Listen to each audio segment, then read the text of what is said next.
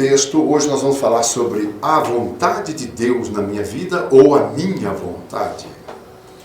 Provérbios 16, versículo 1. Do homem são as preparações do coração, mas do Senhor a resposta da língua. Que coisa boa.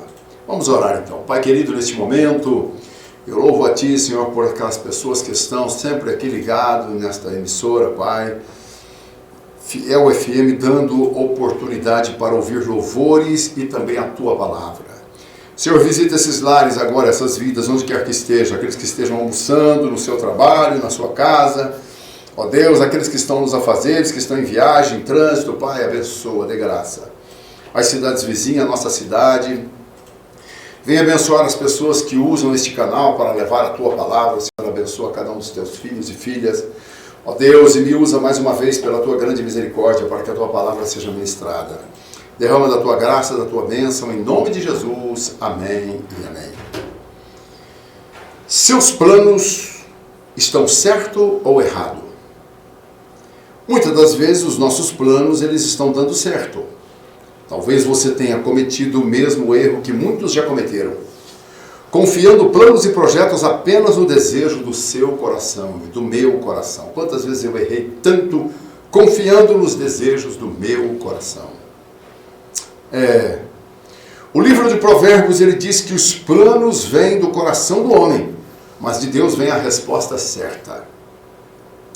Essa é uma razão por trás desse texto que nós aqui lemos nesta manhã. Seu coração pode lhe enganar, mas Deus nunca lhe enganará. Então, quantas vezes na minha vida, eu às vezes tive grandes dificuldades para poder vencer alguns obstáculos financeiros, vencer alguns obstáculos das realizações de sonho, né? Eu me lembro que uma certa vez eu fiz um negócio com um carro na esperança de fazer para melhorar a situação e usar o veículo, era uma caminhonete, eu estava trocando um carro para poder resolver um problema que eu tinha montado uma pastelaria ambulante, né? Começando a vida, lutando, era o que nós sabíamos fazer, eu eletricista, residencial, as coisas estavam em crise naqueles dias. E sem consultar a Deus, fui lá e fiz um negócio e tal, de repente, meu irmão, entreguei o meu carro na mão de uma quadrilha de traficantes, a caminhonete era roubada. Meu irmão do céu, vou te contar, foi uma dor de cabeça que só Jesus sabe, meu irmão. Bom, enfim, contudo, depois Deus deu graça, resolveu, como se diz, Silas, tenha paciência, vá com a bênção, vá atrás da bênção de Deus, que ela enriquece e não acrescenta dores. Então aprendi muito com esse sofrimento, com essas coisas. Quantas vezes nós procuramos, por exemplo, falamos com Deus um sonho, eu estou revisando um sonho hoje na minha vida que eu falei há 30 e poucos anos atrás. Falei uma palavra só, Senhor, um dia eu quero isso. E algo que pelas minhas condições financeiras e pela minha vida não conseguiria. Então, ó Deus, me ajuda. De repente Deus ajudou, fiz a venda de um negócio que eu tinha e deu certo de adquirir o outro negócio. Então, mas falei isso uma vez só e pronto, e agora Deus está se realizando. Então, Deus, Ele trabalha em cima dos nossos sonhos e projetos. Como está a sua vida de sucesso? Como está a sua vida de sonhos, de realizações? Como estão os seus planos? Eles vão se realizando de uma forma como você imagina? Porque tem uma coisa, tem pessoas que elas vão também conseguindo, mesmo com a sua inteligência, a sua capacidade, elas vão conseguindo. Eu conheço pessoas, por exemplo, fui chamado já várias vezes para pessoas que elas realizaram um sonho, por exemplo, comprou a sua casa, de repente entrou em depressão. O que é isso? Mas por quê? Então, porque é o seguinte, a pessoa em si era um plano do coração só. Não tinha a bênção de Deus da posse daquele negócio. Outro tinha um sonho de comprar um rancho. Comprou, quando comprou e tal, está lá, de repente começou a passar mal e ter problemas seríssimos de coração. Então, olha que situação. Então, aqui, o que a palavra que ela está deixando clara é que o nosso coração, ele nos engana com as realizações da nossa vida, dos nossos sonhos. Quantas pessoas eu fui chamado, por exemplo, conheci várias pessoas que tiveram formação, vou citar uma, por exemplo, aqui em Passos, uma grande pessoa que fez amizade conosco, de repente me procurou. Essa pessoa, o pai lutou e trabalhando braçalmente, deu a ele uma formação dentista. montou o gabinete dentário para ele, montou o escritório, montou tudo certinho, tudo prontinho, tudo arrumadinho. De repente o cara, não é isso que eu quero na vida. Você não acredita? Comprou uma máquina digital e foi ser fotógrafo. Então, olha o que é a vida, gente. Então, a pessoa entra em angústia, em depressão, porque o nosso coração é enganoso com as nossas realizações. Mas Deus, ele nunca nos engana, porque ele conhece intimamente nós, no que nós seremos realizados e fortalecidos por aquilo que nós conquistamos. Por isso a Bíblia diz que Deus enriquece e não acrescenta dores. Pense nisso antes de colocar o seu próximo plano em ação. Coloque Deus primeiramente no negócio. Deus, eu vou lá ver esse carro. Deus, eu vou lá ver esse terreno. Deus, eu vou lá ver isso. Deus, eu vou comprar aquilo. Deus, eu vou estudar essa faculdade. Eu vou partir para essa matéria. Eu vou partir para esse caminho. Eu me lembro um dia, na cidade de Berlândia, que as coisas estavam complicadas. Eu só não vou citar o nome do governo, porque nós não estamos aqui tratando dessa questão. Mas, enfim, naquele governo foi meio desastroso a construção civil. E eu, como eletricista, a coisa se complicou. Eu não tinha mais caminho, né? O mês inteiro lutando para poder pagar meu aluguel e para achar serviço e não podendo andar com o carro, não tinha combustível, aquela luta toda. Bom, de repente, eu consigo uma máquina de fazer copo de sorvete e eu olhei ela e falei, essa máquina tem muitos erros e falhas e tal, e eu tenho como projetar uma máquina. E aí projetei uma máquina de fazer copos de sorvete. Você não vai acreditar. Tudo que eu tenho hoje com a bênção de Deus veio dessa máquina, dessa fábrica de copos de sorvete. Aí pedi a Deus direção e graça. Você não tem noção a luta que foi. Tudo que é bênção de Deus também tem as suas dificuldades. Deus me colocou paz, né? Eu vou te dar sabedoria, te dar graça, você vai conseguir. Eu comprei dobradiças de porta de caminhão de Mercedes dos ferros velhos, porque eu não tinha dinheiro. A coisa foi uma luta e fiz a primeira máquina. Lembro minha esposa, quando nós fizemos o primeiro copo de sorvete e tal, nossa, mas ficou melhor do que das outras máquinas mesmo e tal. Ficou um negócio fabuloso. Aí eu fiz uma série de máquinas.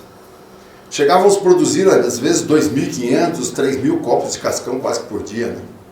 E vendia tudo. Aí conseguimos, mas conseguimos. Olha, construí uma casa ali no Campo Alegre, troquei de carro, viajei, vesti minhas filhas, passeamos, fomos viver uma vida abençoada, mas isso com a bênção de Deus. Então, às vezes, o plano que você está fazendo, não colocando Deus, que é a base fundamental de quem teve planos imensos, para fazer tudo isso aqui que nós desfrutamos, esse cosmos, essa terra girando num eixo imaginário, foi ele que fez, o mar, a segurança que ele deu ao mar, a nossa estrutura terráquea para produzir alimento para nós todos, enfim, esse Deus ele é magnífico nos seus planos, ele não falha, ele não erra, ele não tem cálculos errados, não, a matemática dele é precisa, a exegética dele é magnífica. Então, filho, devemos colocar os nossos planos, as nossas ações diante de Deus. A maior ameaça para ser tudo aquilo que poderia ser é a satisfação com o que você é. Veja bem, muitas das vezes você está com uma bênção de um projeto na mão, mas você é uma pessoa acomodada. Se você é uma pessoa acomodada, então já começa uma ameaça sobre aquilo que Deus está determinando na sua vida. Você é uma daquelas pessoas que, quando esteve numa faculdade, foi aproveitar aquelas festas rave, foi aproveitar aqueles bailinhos que eles faziam, enquanto outros estavam encurralados dentro de um quarto estudando. Olha, eu vou ser sincero para você. Claro que na minha vida como pastor, o dom de uma oratória, o dom de pregar, isso vem de Deus, a unção, a graça vem de Deus. Isso é dele, isso você pode estudar do jeito que você quiser, que você não vai conseguir. Agora, tem um detalhe, eu tenho que fazer a minha parte. Então teve ano que eu li 22 livros. Você tem que se informar, você tem que ser uma pessoa informada. Se você teve o dom da oratória, agora, Deus, ele deixou na palavra muito bem claro, você tem que ler, porque o Espírito Santo vos fará lembrar. Então você tem que fazer a sua parte. Como é que o Espírito Santo vai fazer você lembrar na hora de uma pregação, de alguma coisa, na sua oratória, você como pastor, sendo que você não olhou, não viu, não estudou, não leu aquilo? Então, nós precisamos da nossa parte humana. Nós precisamos, porque Deus, Ele vai usar nós mediante aquilo que nós estamos nos esforçando a fazer. Então, veja como você é acomodado. Você é uma pessoa que senta, balança os pés e fala, eu quero trabalhar para meu Senhor. Fica o dia inteiro na rede. Eu quero trabalhar para meu Senhor. Você é daquelas pessoas que sai, solta currículo, vai para casa, deita, almoça, deita de novo, janta, deita de novo, e fica esperando o telefone tocar. Não, filho, não é isso. Vá para a oração, vá para a consulta a Deus. Você é daquelas pessoas que vai levar um currículo numa empresa, procura alguém lá dentro que seja amigo, que pode te ajudar? Não, filho, vá atrás de Deus que pode te ajudar, filho. Talvez você manda lá o currículo, essa pessoa lá está atrapalhando você lá dentro. Você pensa que ela vai te ajudar, mas ela está te atrapalhando. Então, a maior ameaça para ser tudo aquilo que poderia ser é a satisfação como você é. Então, como que você tem satisfação em fazer aquilo que Deus está abrindo caminho para a sua vida? Deus está abrindo um projeto novo para você. Você tem satisfação naquilo? Ou você é uma pessoa acomodada? O que você poderia ser é sempre prejudicado por aquilo que você tem feito. Se você é uma pessoa acomodada, se você é uma pessoa invejosa, se você é uma pessoa amarga, se você é uma pessoa preguiçosa, olha, filho, todos os homens de Deus que foram chamados foram homens de Deus que estiveram trabalhando. Amós era um boiadeiro. Elias também era um homem do campo, um homem que trabalhava, lutava. Eliseu estava lavrando a terra. Todos os homens que Deus chamou, eles tinham uma ocupação. Eles tinham uma ocupação. Agora hoje a gente está vendo aí pessoas querendo ser pastor, e são preguiçosos, vive dormindo, vive andando de roupinha bonitinha aí pela praça, pela cidade. Pega a minha mão para você ver, cheia de calo, filho. Quando você vê o bonitinho arrumadinho, é porque eu fui ou num funeral, ou tive que ir numa festa de aniversário, fazer uma oração, impetrar uma bênção no casamento, ou está aí a cuidado de alguma coisa de documentação de igreja ou coisa desse gênero. Do contrário, eu estou na luta, trabalhando, guerreando, filho. Então Deus nunca pega pessoas desocupadas, acomodada, invejosa, maldosa. Há milhões de indivíduos que sepultaram os seus talentos, dons, as suas habilidades no cemitério da sua última realização. Porque essa pessoa, ao fazer a sua última realização, ela foi frustrada, porque ela não colocou Deus acima daquele propósito. Ela não usou Deus dentro daquele critério do sonho que ela tinha. Estou trabalhando aqui, estudando isso, fazendo isso e tal. Deus, o Senhor está comigo, o Senhor vai comigo, o Senhor me ajuda, me dê inteligência, me dê sabedoria. Olha o seguinte, meu irmão, existe dois dons. Existe o dom natural e o dom sobrenatural. O dom natural, por exemplo, se você pegar, por exemplo, vamos pegar aqui um ser humano de 80 quilos. Ele tem chumbo suficiente para fazer 5 chumbadinhas para pescar lambari. Ele tem fósforo suficiente para fazer 5, 6 cabecinhas de palito de fósforo. Ele tem ferro para fazer 3 preguinhos para poder pregar um quadro na parede. Ele tem cal suficiente nos ossos, uma pessoa de 80 quilos, para pintar um galinheiro. E ela tem também gordura suficiente para fazer 4, 5 pedaços de sabão. Reunindo tudo isso para vender, isso não daria mais do que 11, 12 reais. Esse é o valor do ser humano? É isso que vale um ser humano? Mas como que esses caras são vendidos aí para times aí para o exterior aí por milhões de euros, milhões de dólares? O que esses caras têm? Um dom natural de habilidade com a bola. Vê aí o camarada aí que agora está aí fazendo sucesso, o garoto aí, o luva de pedreiro. O luva de pedreiro, ele fala. Eu sou o luva de pedreiro. É pedreiro ou pedreiro? Predeiro. Eu sou o luva de predeiro. Que benção esse garoto. Uma simplicidade, um garoto simples. Um dom natural. O cara sabe colocar a bola onde ele quer. É um dom natural. Agora, o camarada ontem, tadinho, não tinha o que comer. Olha o casebre que ele morava. Agora, com esse dom que ele usou, que Deus um dia deu para ele, está dentro dele, ele jogou ele para fora. Agora você imagina se toda porta que ele batesse, igual ele vem lutando, toda porta que ele batesse, ela tivesse fechada, e ele tivesse desanimado na primeira, na segunda, e talvez você fez isso. Na sua última realização, você um dia foi tentar ser cantor. Aí chegou lá, encontrou lá quem? Aracide Almeida, que que já até faleceu. Faleceu. Eu não vou falar mais nenhuma, eu só vou falar essa. Você vai encontrar lá a Cíntia Almeida, com aqueles ocrão nos olhos e com a campainha na mão. Pronto, acabou a sua realização. Acabou, nunca mais você vai cantar. Não, filho. Não. Ó, vou te contar uma coisa. A primeira pessoa que eu fui pregar o evangelho para ela, ele queria me bater. Você já pensou? Esse camarada poderia ter enterrado a minha chamada, a minha vocação e a minha fé. Não, eu falei, eu peguei o cara certo. Se ele então quis brigar comigo, é porque eu tenho dom, eu tenho dádivas dentro de mim. Ele entendeu o que eu estava falando, ele compreendeu o que eu estava falando e mexeu com alguma ferida dele e ele se irou comigo. Mas na realidade eu estava tratando com ele sobre a palavra de Deus e a salvação da alma dele. Não desisti. Hoje eu vou ser sincero, eu não sei.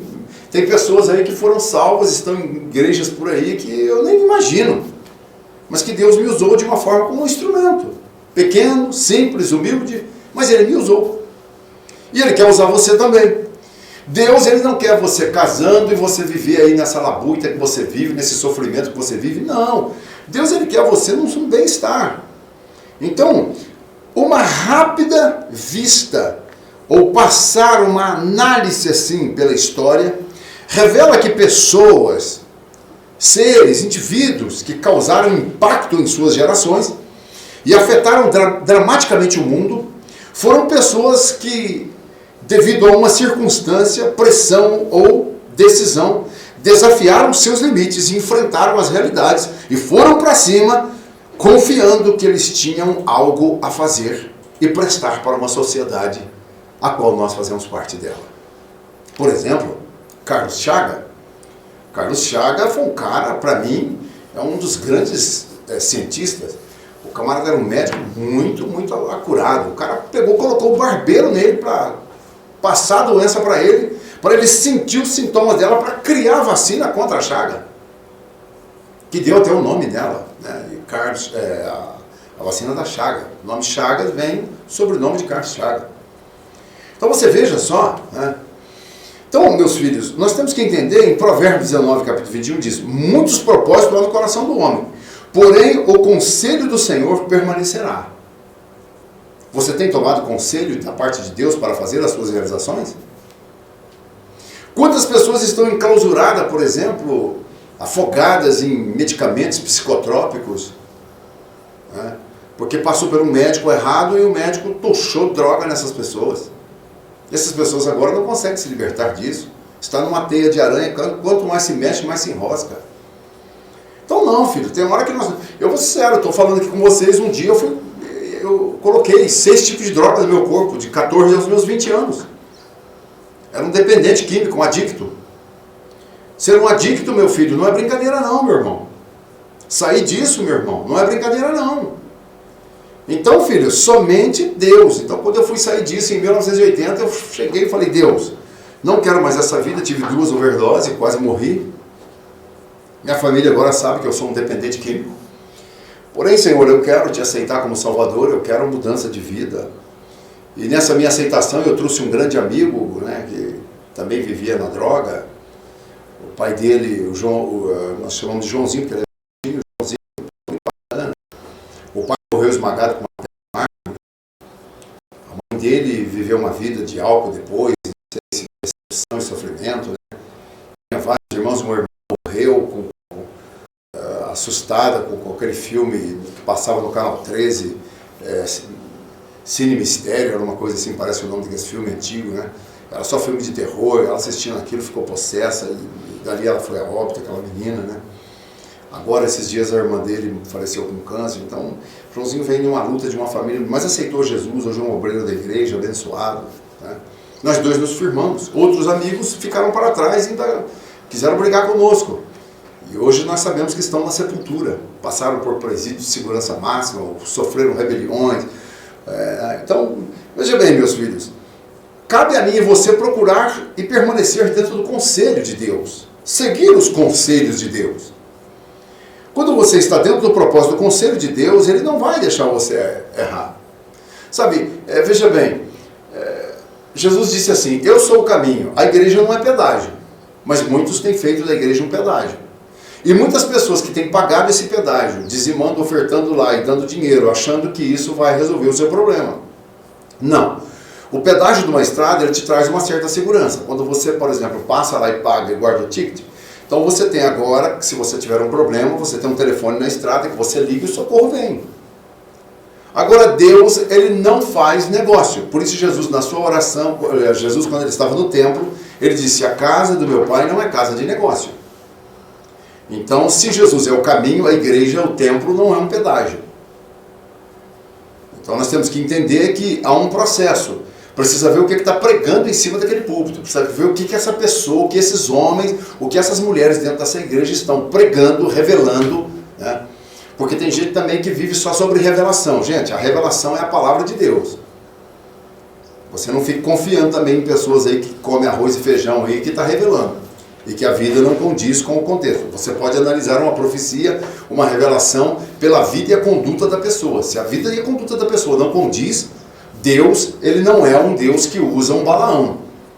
Deus quis mostrar para Balaão que realmente ele estava fora do consenso. Se ele vivia amaldiçoando pessoas, ele não estava trabalhando com Deus, ele estava trabalhando exatamente com o demônio. Então, meus filhos, o negócio é muito sério.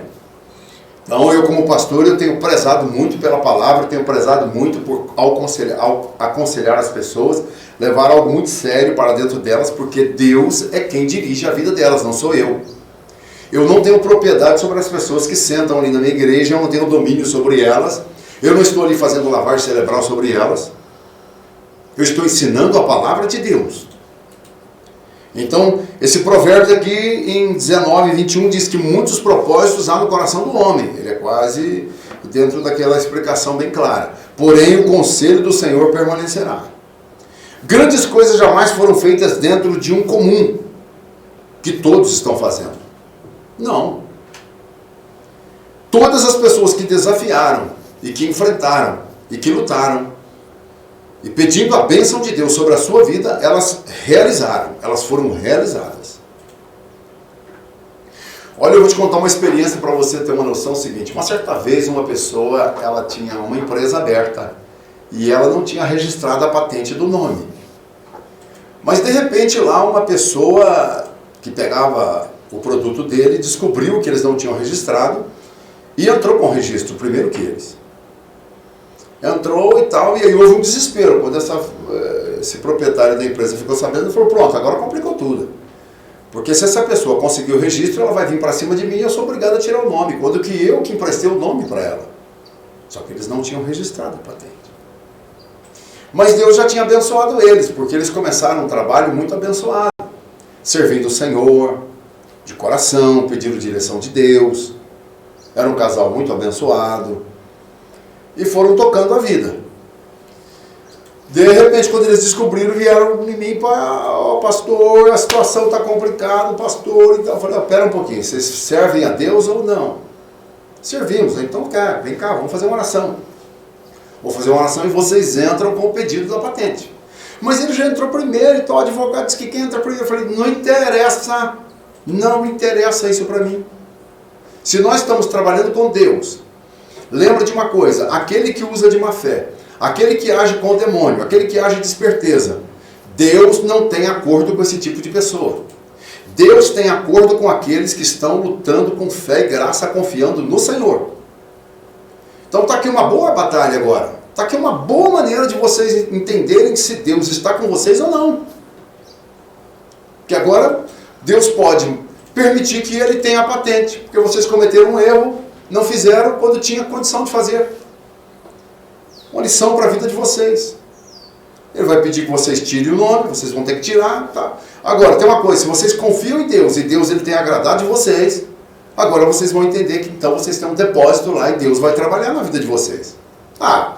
Entraram com o nome. O advogado falou, vocês estão entrando, já vou avisar, vocês podem perder. Filho, passou um mês, 2 meses, quando 3 meses, de repente, o advogado ligou para eles e falou, filho, o negócio é o seguinte, tem uma notícia para vocês, boa e ruim. Boa e ruim. Aí, qual que é a ruim? A ruim é o seguinte, é que ele não foi dado a ele a honra de ter o nome da sorveteria. E qual é a boa? Vocês conseguiram. Olha que coisa, meus filhos. coisa, meu. Agora, você entende o projeto de Deus, como ele faz, meu filho? Deus não faz nada contra ninguém. Deus, ele trabalha por aqueles que são justos. A Bíblia diz que o Senhor procurará os fiéis da terra. Aqueles que andam no caminho reto, esse me servirá. Mas você está lutando aí, meu filho, dando murro em ponta de faca e reclamando de Deus, mas quanto que nunca você colocou nas mãos de Deus um plano e um projeto? Deus nunca teve nos seus negócios, ele só teve no seu negócio quando você reclamou. Deus para você é um lugar de reclamação, é um balcão de reclamação. Ah, Deus, porque não deu certo? Deus, porque eu estou tentando? Deus, eu dizendo, eu dou dinheiro da igreja. Isso não resolve coisa nenhuma, meu filho. Isso não resolve coisa nenhuma. O que resolve é você andar numa vida plena com Deus, obedecer a palavra, servir a Ele. Faça as suas orações, faça o seu jejum, entrega a sua vida, levanta um altar na sua casa, filho. Seja temente a Deus, seja uma pessoa que ame o seu coração e que leia, medita na lei dessa palavra, filho. Você vai ver que tudo vai mudar na sua vida, filho. Tudo vai mudar, meu filho. Bom, meus filhos, as coisas já foram feitas dentro de um comum. Todas as pessoas que chegaram a grandes realizações foram pessoas que desafiaram limites o máximo possível. Eu conheço alguns desses, filho. Eu tenho um primo que ele, desde criança, passava um avião e ele ficava olhando. E aí ele falava assim, mas ele era baixinho, rapaz. Falava, um dia eu vou ser piloto. Aí passava aqueles Boeing, né? E ele falava, vou ser piloto de um Boeing daquele lá. Onde você viu isso? Ah, meu pai me leva no aeroporto, eu peço para ele me levar lá, ele me leva. Mora em Goiânia. Aí, poxa vida, rapaz. Esse é o seu sonho, seu pai. Estudou, fez o primário, fez segundo grau, e de repente entrou na faculdade, fez uma formação, e de repente entrou na escola aeronáutica. Hoje ele pilota para Transcruzeiro. É um piloto de avião. Esse dia mandou uma foto para mim dentro de um avião, chegando na pista de pouso, né? Aí tirou a foto, mandou uma pessoa tirar a foto, ele meio virado assim, e o avião já na linha reta para descer. Puxa vida, eu fiquei tão feliz, né?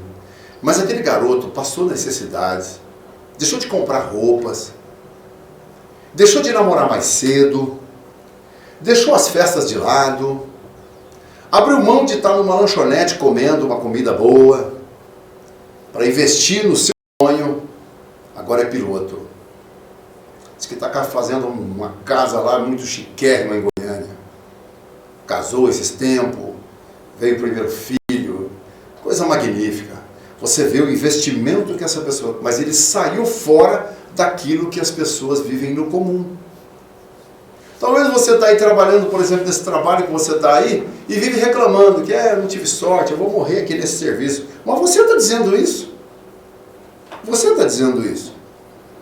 Não, se você entrasse... Eu me lembro uma vez, eu estava trabalhando numa empresa em Piracicaba, ela fabricava mesas. Então, eles passavam essas mesas e cadeiras, na época. Jaime Bomber chamava, o proprietário. E uma senhora lá trabalhando de faxineira um dia...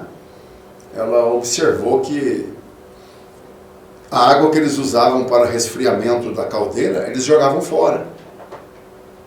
Aí ela disse, olha, senhor Jaime, eu estava passando lá, ela estava varrendo uma reunião, e estavam todos os diretores, estavam todos os chefes, né, e ele, o Jaime Bom, e eu estava numa escada, arrumando uma luz. Aí a funcionária disse, senhor Jaime, já que vocês estão falando sobre economizar aqui energia e tal, coisa desse gênero, eu queria falar para o senhor que aquela água que vocês jogam da caldeira fora poderia usar para lavar aqui a empresa. Aí ele falou para o cara que estava do lado, que mexia na caldeira, quantos litros de água joga fora por dia? Ele falou, a média de mais ou menos 30 mil litros de água. Aí o Jaime falou, qual o nome da senhora? Aí ela, ô seu Jaime, meu nome falou o nome dela lá. Ele, não, é que é muita gente aqui, eu não estou lembrado da senhora. Tá. Depois eu vou falar com a senhora filho, arrume um armazenamento, recolha essa água, e eu quero essa água agora para lavar o pátio. Depois que ela estiver resfriada, eu quero que ela agoe as nossas árvores. As árvores, já tem alguma química também? Não tem, então. Tá jogando fora essa água. Tá, terminou ali, bom. Essa moça foi promovida, sabe aonde? para a Secretaria de Estudos Básicos da empresa. Deixou de ser uma faxineira. Ah, mas pastor, eu vou ser faxineira a vida inteira. Mas você está dizendo isso. Mas se você teme a Deus e fala, Deus, eu queria um trabalho diferente, eu queria um trabalho melhor, eu queria um trabalho que me desse mais dignidade, eu queria um trabalho que eu pudesse ter mais condição para dar para os meus filhos, para a minha família, também para poder te glorificar, também para poder te exaltar. Então, dentro desse processo, muitas coisas mudariam. Por que seguir o caminho se você pode abrir uma nova estrada? Eu consegui isso na minha vida. Olha, não foi fácil. Abrir uma nova estrada, fabricar máquinas de fazer copo de sorvete, fabricar o copo de sorvete, sair arrumando fregueses. E Deus me deu uma tática. Quando você chegar numa sorveteria, então eu levei uns pacotes, os nossos pacotes eram, na época eu nem tinha caixa, depois eu passei a colocar em casa. Então os pacotes cabiam, acho que 30 copos de sorvete. Eu passei a fazer uns pacotes com 10 copos de sorvete como mostruário. Então chegava o cara, não, eu já pego de tal fábrica. Essas fábricas me perseguiram e eram multinacionais, hein? Para você ter uma noção, nós fazíamos às vezes 3.000 cascão por dia, 2.000 cascão por dia. Copo de sorvete, né? Eu falo cascão que era copo de sorvete. Quando que a máquina pneumática deles, que veio da Alemanha, que eu fiquei sabendo de uma dessas empresas que lutava contra a minha vida, queria fechar eu de todo jeito, fazia 30.000 copos por hora. Dá para você competir num mercado desse, cara? Dá para você entrar num mercado desse? Então, filho, só Deus pode te ajudar num negócio desse. E o pior é que eu entrei e comecei a derrubar o produto deles. Só que eu não tinha demanda. Então esse foi um problema. Porque eu não tinha recursos, todos os recursos que eu procurei, de certa forma, Deus, não vou te deixar muito. Você vai ter que ir com pouco, mas eu vou te abençoar com pouco. E como teve me abençoando, até hoje eu sou abençoado com esses copos de sorvete. Embora a gente até parou, minhas filhas decidiram mexer com outra coisa e tal, e seguiu o caminho delas. Uma sorveteria, outra mexicana, e foi assim o caminho. Bom, eu abri uma estrada, abri caminho, chegava na sorveteria, mas eu pego, olha, vou te deixar aqui 10 copos de sorvete, e dê para si, para as pessoas que você mais conhece, que você gosta na sorveteria, porque vai que seja ruim, eles reclamam, então, meu filho, era uma isca, aí eles davam para quem? Para os melhores clientes deles, para experimentar. Quando os caras comiam e tal, nossa, gostei do copo de sorvete, cara, muito gostoso, viu? Valeu. De repente o cara vinha, dá um sorvete aí no copo de cascão, dá. Cara, mas eu queria naquele que você me deu, ué. Pronto, meu irmão, peguei o freguês, cara. Rapaz, olha, Mococa, por exemplo, eu tinha um cliente lá, era o Júnior, né, Palácio do Sorvete, que ainda tem até hoje. O cara comprava por semana 5.000 copos de sorvete. Isso a 15 centavos na época. Você tem uma noção? Hoje está bem melhor. Eu falei da minha esposa que dá vontade agora de montar uma máquina pneumática e agora eu já estou realizado, vou seguir em frente. Quero brincar com os meus netos, pregar o evangelho e servir a Deus, né? Então, por que você vai andar pelo caminho de pessoas, sendo que você pode abrir a sua estrada com Deus e formar um novo caminho? Por que seguir exemplos dos que já fizeram história se você pode fazer a sua história? É dever de cada um perguntar a nós mesmos sobre as seguintes questões. Temos nos tornado tudo aquilo que Deus queríamos que fôssemos? Somos aquilo que Deus nos capacitou para ser? Aquilo que somos, realmente somos eficazes naquilo que fazemos com bênção, com graça? Provérbios capítulo 20, versículo 5 diz o seguinte: como águas profundas e conselhos no coração do homem, mas o homem de inteligência o tirará para fora. Como as águas profundas é o conselho no coração do homem. Então preste bem atenção. Como águas profundas de um pH altíssimo, quase que 8, né? pH 7.7, pH 7.3, um pH profundíssimo. Né? Então, como águas profundas é o conselho no coração do homem, mas o homem de inteligência o tirará para fora. Então, existe o dom natural. Eu sou o luva de predeiro, ele tirou para fora o dom dele, filho. O cara bate uma bola, filho. Você poderia tirar para fora o seu dom. E aí, um homem de inteligência um homem, uma mulher de inteligência. Temos nos expandido ao máximo, temos chegado aos limites máximos daquilo que nós queremos? Temos feito o melhor que nós pudemos para Deus e para a massa humana, para os seres humanos que estão à nossa volta? Temos usado os dons, talentos e habilidades até o seu último limite, naquilo que Deus nos capacitou e fez? Muitas pessoas não utilizam todo o seu potencial por não saberem que eles têm esse potencial. São pessoas que estão cercadas, fechadas e marcadas a viver uma trajetória de cabeça baixa, humilhados e seguir até o túmulo. Deus não quer isso para a sua vida. Quando nós compramos um videocassete, por exemplo, a única coisa... por exemplo, quando você compra um videocassete, por exemplo, as únicas funções que utilizamos, às vezes é aquela questão, ligar, desligar, dar pausa, voltar para trás, ir para frente. Por que você não fez mais? Eu vou ser sincero, eu não fiz um curso de informática, mas eu mexo o suficiente que eu consigo fazer aquilo que eu preciso. Então, filho, nós estamos numa era que as coisas estão evoluindo com uma velocidade tão grande e que se nós não formos pessoas que tenhamos a graça de trabalhar com o potencial que Deus nos tem dado, nós ficaremos para trás. Então é importante que cada um de nós sejamos aperfeiçoados por aquilo que Deus quer que nós sejamos, meu filho. Então, aproveite essas habilidades que Deus tem te dado, aproveite o dom que Deus tem te dado, aproveite o amor que Ele tem para você, porque Ele vai te dar graça. Se você pegar o controle do seu vídeo, irá perceber que há uma grande quantidade de botões. Se você pegar, por exemplo, o seu computador, o seu smartphone, você vai perceber que tem muitas coisas que você pode usar, mas você está limitado. E por que você está limitado? Talvez você é uma pessoa, por exemplo, que sabe mexer bem numa situação como essa, mas você não sabe usar esse dom para ganhar dinheiro. E você poderia usar isso para os seus recursos. O tempo em que às vezes você está gastando para assistir filmes, o tempo que você está gastando com joguinhos, o tempo que você está desperdiçando olhando outras coisas que não te trará nenhum benefício. Então é importante que você trabalhe com a capacidade que Deus te deu, com a habilidade que Deus te deu. Por exemplo, eu confesso que as minhas habilidades primárias foram mexer com fio, né?